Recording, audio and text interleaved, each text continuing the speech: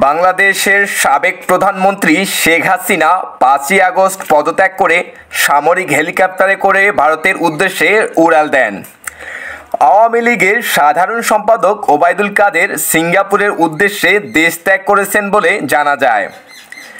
এদিকে হবিগঞ্জ ৪ আসনের সাবেক এমপি ব্যারিস্টার সুমন বর্তমানে যুক্তরাষ্ট্রে অবস্থান করেছেন।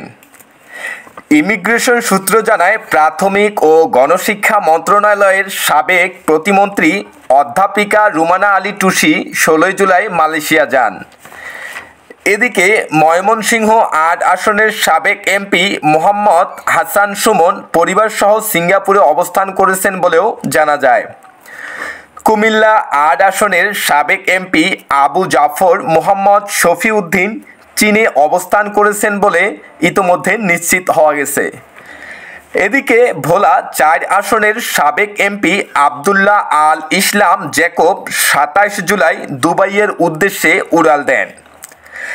সিলেট ১ আসনের সাবেক পররাষ্ট্রমন্ত্রী এ কে আব্দুল মোমেন বর্তমানে আমেরিকায় অবস্থান করেছেন। দেশের সকল আপডেট খবর পেতে চ্যানেলটি সাবস্ক্রাইব করে পাশে থাকবেন। এদিকে ২৬ জুলাই ব্যাংককে গেছেন সংরক্ষিত নারী আসনের সাবেক এমপি পারভিন জামান। অর্থ প্রতিমন্ত্রী ওয়াসিকা আয়েশা খান ২৫ জুলাই কানাডার উদ্দেশ্যে পাড়ি জমান বলে জানা গেছে।